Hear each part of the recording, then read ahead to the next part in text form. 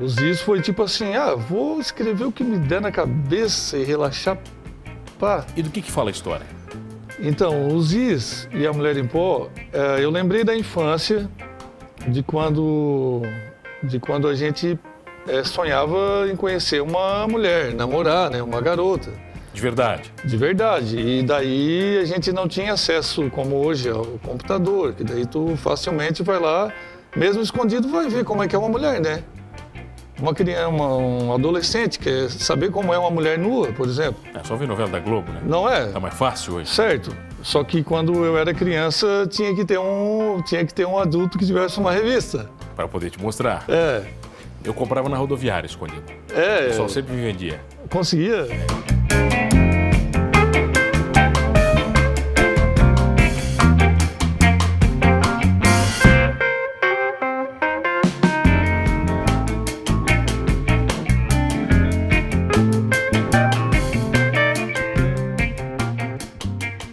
O cara é cineasta, diretor de cinema e eu tenho o prazer, escritor também, escritor, um monte de coisa, bicho. O currículo do cara é gigante. Eu tenho o prazer de receber aqui comigo João Carlos Zeferino. É isso, João? É isso. JC Zeferino, é isso? É mais fácil? JC Zeferino. Mais como diretor ficou JC Zeferino? Como escritor já JC Zeferino.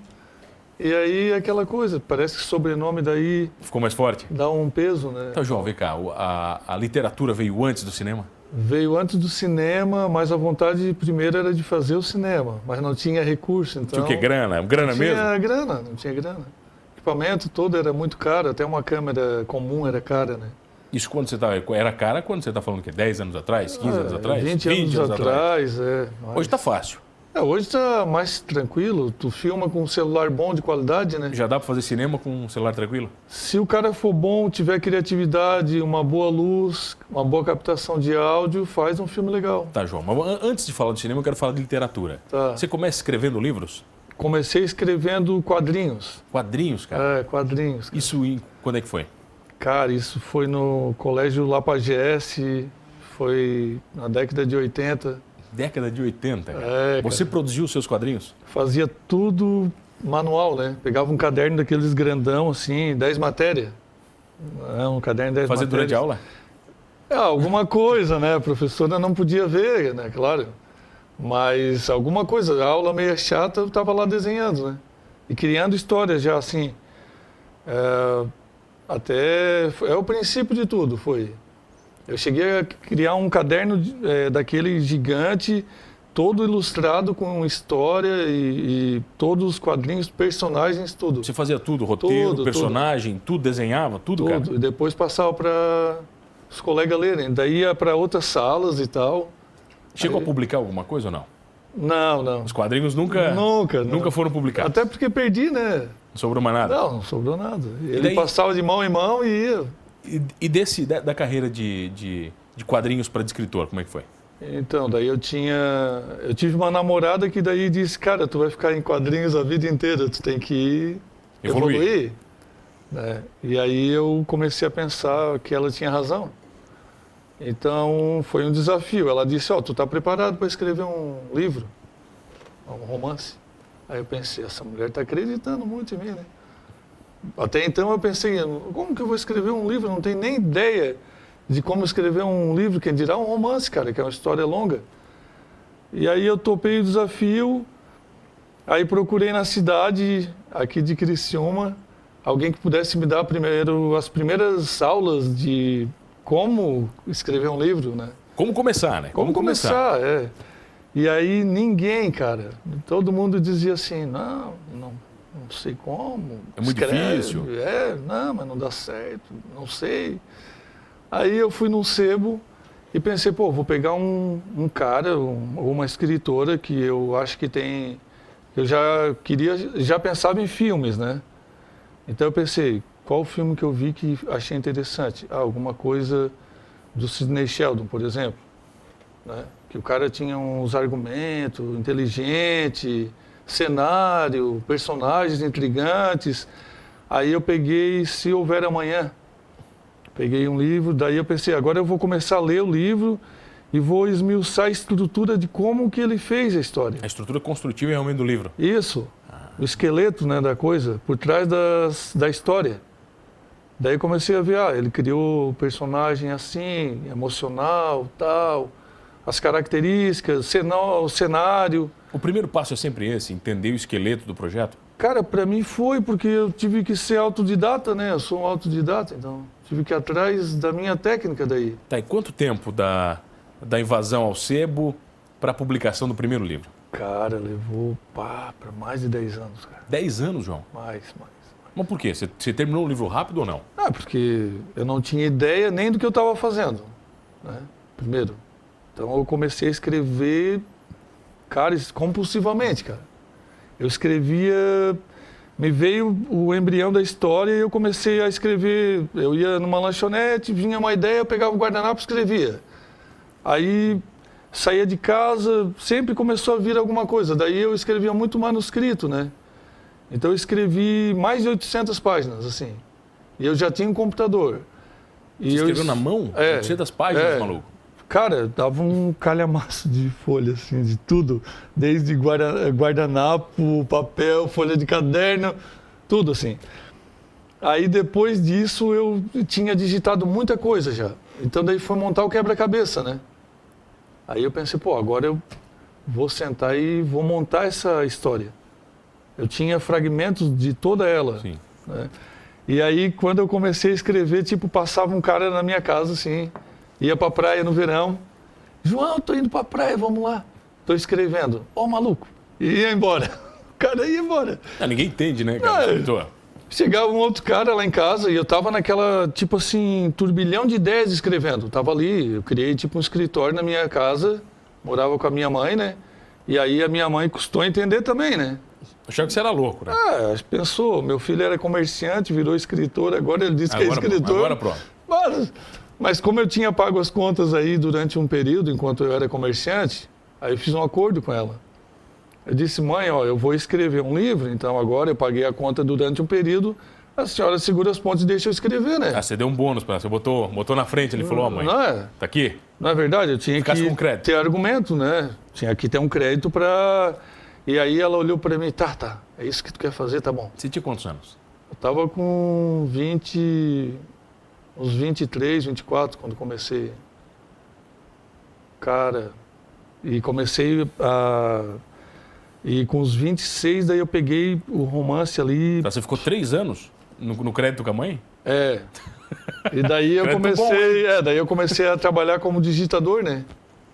E daí precisava desse trabalho para a faculdade, eu pensei, eu tenho que ser alguma coisa que... Digitador de monografia, trabalho? Isso. Daí eu pensei, tem que ser alguma coisa que eu fique grudado no computador. Que daí eu vou aprimorar a minha escrita, digitando os trabalhos, né? E vai me servir, né? Então eu pensei, eu ganho dinheiro e também não saio fora. E deu certo? Deu certo. Daí surgiu o Nirvana Viagem ao Centro da Alma. Que é o primeiro livro. É o primeiro.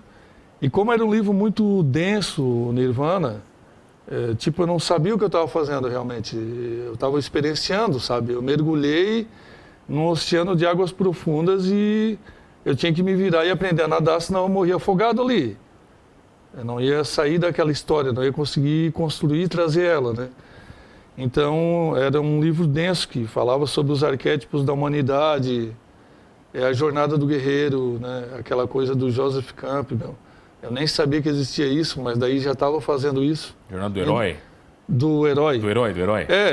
Eu estava escrevendo uma odisseia sem saber, cara, assim, sabe? Depois que eu terminei, é que eu vi, eu fiz uma odisseia moderna. Quantas páginas deu o primeiro livro? Tinha quase 500, cara. Bastante. Aí eu tive que diminuir, né, um pouco para poder publicar. Aí por umas 400, assim. Que também é muito, hein? Mas eu tinha a história, se eu fosse deixar ela inteira, dava quase 1000. Aí eu deixei como uma trilogia, né? Você lançou os 3? Não, ainda não. Não, tá guardado. Tem o segundo, né, que já tá... Você colocou o livro para vender, ele vendeu? Como é que foi? Então, daí fiz uma pequena edição que eu agradeço até hoje meu tio, né, que era o Jorge De Luca, querido, a minha tia, muito maravilhosa também, a irmã da minha mãe. Bancaram ali para você? E daí o meu tio assim, não tem ninguém que vai te bancar isso aí, eu vou te bancar esse livro. Eu vou te bancar essa edição aí. E aí eu falei, não, mas eu vou botar lá um patrocínio seu e tal. Daí ele, tá bom. Tá bom, mas, pô. Mas não vai Nem dar deu em bola, nada, nem deu bola, quase, né? Mas comecei a ganhar uns prêmios importantes, assim, de literatura, né? Enquanto eu escrevi o romance. Um deles eu fui para Inglaterra. Então daí a minha mãe começou a olhar diferente. Começou a ficar sério o negócio. Ela começou a ver, o negócio realmente o cara está fazendo com seriedade, não é brincadeira. Né? E foi vindo vários outros prêmios aí no decorrer da história, enquanto eu estava escrevendo Nirvana. E para relaxar do Nirvana, a coisa doida, né? É essa aí. Eu comecei a escrever um outro livro, sabe? Mas, tipo, muito diferente desse. Tá, mas no mesmo momento você estava escrevendo dois? No mesmo momento. É muita doideira. É porque assim, ó, era um processo criativo tão grande. Isso sem tóxico? Não, sem nunca, uso de tóxico nunca nenhum. Nem bebia, cara. Nada, sem nada. Limpo. Totalmente limpo. Eu meditava só. Meditação? Meditação, é. A tua droga era meditação? Meditação. Meditava, focava, ficava com a mente no prumo, né? E aí depois daquilo eu ia escrever. Até porque o Nirvana, ele tem muito isso, né? Até a palavra que vem do sânscrito, milenar, que é como se fosse o ápice, assim, da evolução humana, ou o ápice, assim, de tu atingir o êxtase de equilíbrio, digamos assim. Ou como um jardim do Éden no agora. Uma coisa assim, entendeu? Daí o personagem, ele passa por inúmeras situações e ele vai evoluindo no decorrer da história, assim. E tinha muitos mistérios da humanidade, que desde pequeno eu gosto de ler muito a revista Planeta. Não sei se ainda tem, mas eu lia muito isso. E ela falava muito dos mistérios das pirâmides, de várias coisas que tem no mundo que não se explica até hoje. Aí eu pensei, cara, eu vou fazer uma história onde mostre por que surgiu as pirâmides, lá os astecas, lá na Austrália, aquela montanha do Tempo do Sonho, dos aborígenes. Você explica tudo? Então, daí eu dei uma explicação não científica, mas assim, dentro da ficção, porque ela permite isso, né? Vamos falar disso na volta? Claro. Pode ser? Eu tenho o prazer de receber hoje o escritor, cineasta J.C. Zeferino. Fica mais bonito falar assim, né? Bonito. J.C. Zeferino. Obrigado. Rapidinho eu já volto aqui no Programa Humanos. Voltei aqui no Programa Humanos e você já sabe, comigo, Mano Dal Ponte, 2 entrevistas inéditas todas as noites aqui na RTV. Canal 19, 53.1 da TV aberta, canal 20520 da NET Criciúma e online no www.rtv.net.br. E eu tenho o prazer de receber para uma entrevista hoje ele que é escritor, cineasta, J.C. Zeferino. Estamos falando dos livros. Sim. No Nirvana, das loucuras. O Nirvana. Daí depois do Nirvana veio qual? Então, daí paralelo ao Nirvana... Paralelo, não foi depois. Paralelo. Para relaxar, assim, para relaxar. O Nirvana estressava e você precisava relaxar. Daí eu ia escrever o Ziz e a Mulher em Pó. Que é o seu famoso, que é seu grande lançamento. Eu não... Tipo assim, eu achava que aquilo ali era só para mim relaxar, sabe? Não pensava nem em publicar, eu pensava em publicar o Nirvana. O Ziz foi tipo assim, vou escrever o que me der na cabeça e relaxar, pá. E do que fala a história? Então, o Ziz e a Mulher em Pó, eu lembrei da infância, de quando a gente sonhava em conhecer uma mulher, namorar, né, uma garota. De verdade? De verdade. E daí a gente não tinha acesso, como hoje, ao computador, que daí tu facilmente vai lá, mesmo escondido, vai ver como é que é uma mulher, né? Uma criança, um adolescente quer saber como é uma mulher nua, por exemplo. É só ver novela da Globo, né? Não é? Tá mais fácil hoje. Certo. Só que quando eu era criança, tinha que ter um adulto que tivesse uma revista. Para poder te mostrar. Eu comprava na rodoviária escondido. O pessoal sempre me vendia. Conseguia? Conseguia. Lábiazinha, Tá. Fazia um esquema assim sempre. E eu... Você nunca entrou na sessão do filme pornô? Sim. Do cara da locadora? Consegui. Isso era raríssimo. Isso era uma coisa a ousada, né, do cara conseguir, né? Tem que esperar a locadora tá cheia, né? E o cara da locadora tá... Aham.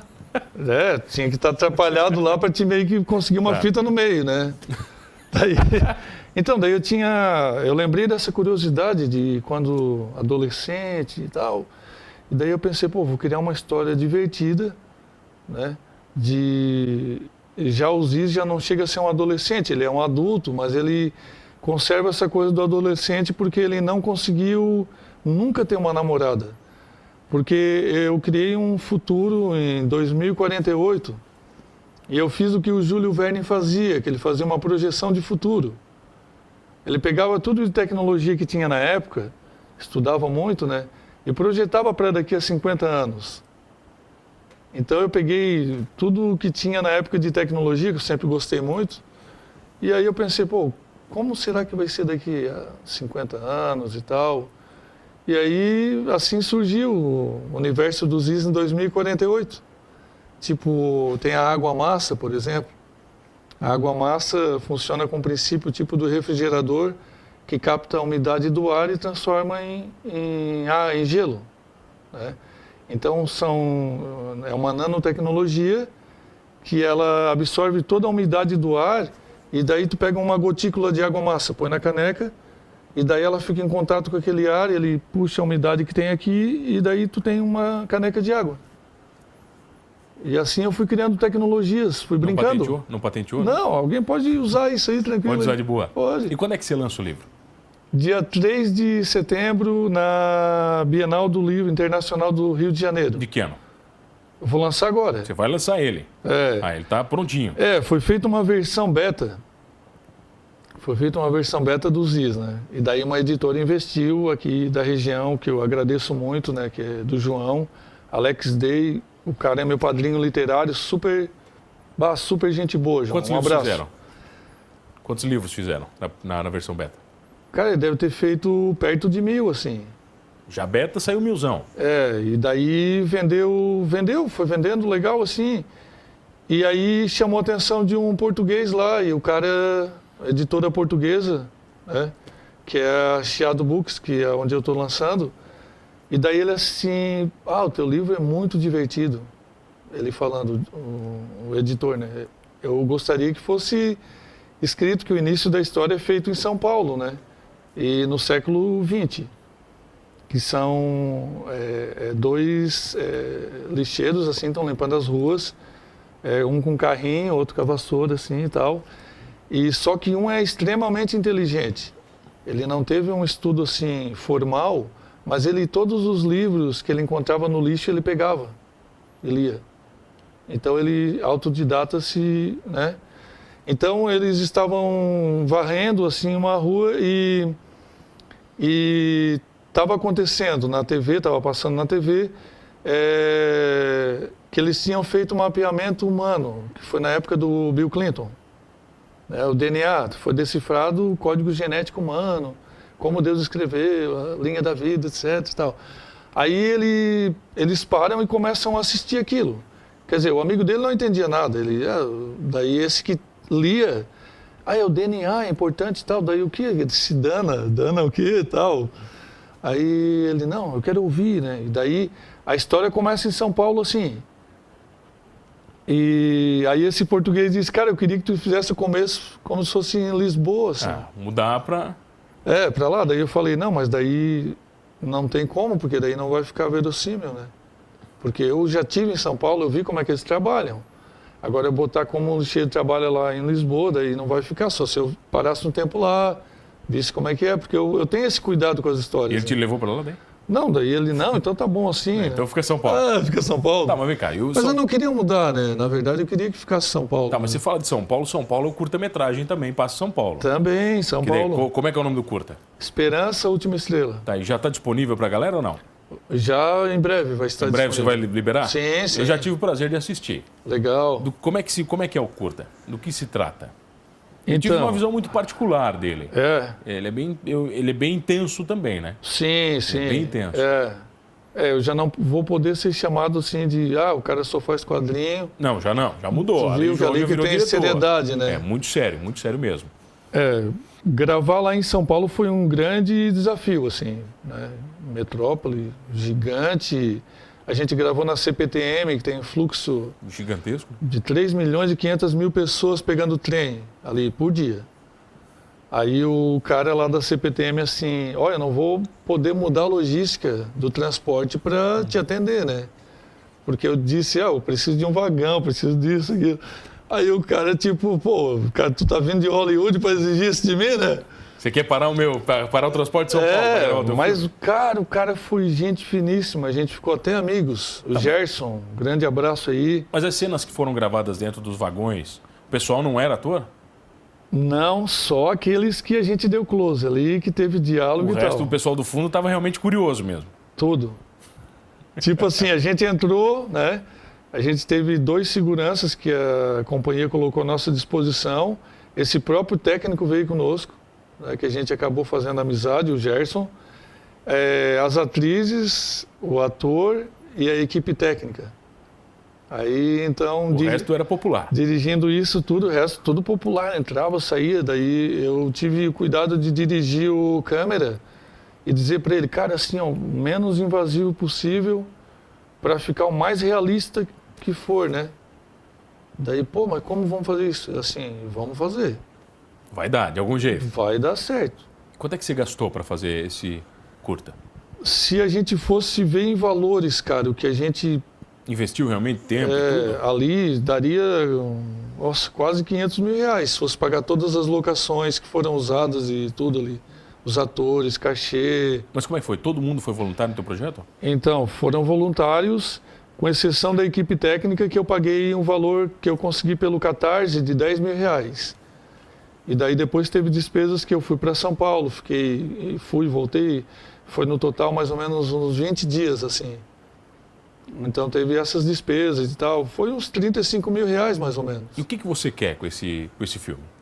Esse filme, a ideia é doar ele, né? Eu já passei para o governo federal isso aí, eles mostraram interesse, porque a ministra lá estava fazendo um trabalho de prevenção do suicídio. Então, a ideia desde o princípio foi de fazer um filme e reunir voluntários e a gente doar esse filme para as pessoas. E bacana é que o personagem liga para o CVV, né? Exatamente, aí a gente conseguiu ideia, né? O apoio do CVV Nacional, gratidão ao CVV Nacional, né? A diretoria lá, ela viu a nossa história, viu a seriedade do projeto, né? E permitiu que a gente colocasse a marca do CVV, que tem quase 50 anos já, né? Já tem 50 anos. E a partir daquilo ali eu fiz até aquela pequena chamada do CVV. Aparece. O pessoal não vai ver o filme agora, mas você vai lançar ele quando oficialmente? Então, a gente só não liberou ele agora porque o selo do governo federal ele vai permitir que atinja um número maior de pessoas. E essa é a ideia, sabe? Porque daí consegue realmente ter uma valorização até de toda a equipe, de todo mundo, porque todos eles foram voluntários, né? Então eu falei, a gente já ia lançar, tipo assim, tá pronto o filme, eu já ia dar na mão do CVV, ia disponibilizar. Aí no meio do caminho surgiu isso aí. Como é que foi a relação com os atores? Que você atua também no filme. Atuo também, faço uma pequena participação, Você é um motorista? O chofer da limusine. Chofer da limusine. Então foi bem interessante, assim, foi uma jornada fazer esse filme, cara. Mas se o Tarantino pode atuar nos filmes dele, você também pode. Sim. O que o Tarantino tem a mais do que o Zeferino? Não tem nada, pô. Todo mundo pode. Todo mundo pode, desde que se dedique muito e trabalhe para isso e acredite, né? João, não dá tempo para mais nada, cara. Só para você deixar as suas redes sociais, o pessoal te seguir lá. Cara, eu quero te presentear aqui com o exemplar do... Esse é qual? Esse é o Ziz, que vai ser lançado agora em setembro. Aqui? Esse aí. Esse é oficial já? Oficial. Oh, coisa linda. Espero que tu te divirta quanto eu me diverti, cara, escrevendo. Me diverti muito escrevendo. JC Zeferino, Ziz e a Mulher em Pó. Tá, essa atriz aqui quem é? Essa... Não, isso é banco de imagem? A editora pegou. A editora fez uma. Isso. Conheça a divertida história de Ziz Oriexel. É isso? O nosso protagonista de um futuro em que as pessoas são separadas por castas, dependendo da genética com que são designados ao nascerem. A quem foi reservada a tarefa de mero limpador de lixo virtual do sistema, JC Zeferino. João, obrigado pela presença. Imagina, eu pessoal agradeço. Procura lá, JC Zeferino nas redes? Pode procurar João Carlos Zeferino no Facebook e no Instagram JC Zeferino. Obrigado pela presença. Imagina, querido. Sucesso. Eu agradeço. Muito Demais. obrigado, ótimo. E temos que lançar um filme, hein? Pois é, quem sabe a Netflix aí se interessa. Está na expectativa? Obrigado, João. Obrigado a você que está sempre comigo todas as noites aqui na RTV. Não esqueça de uma coisa, gostando ou não de cinema, gostando ou não de literatura, somos todos humanos.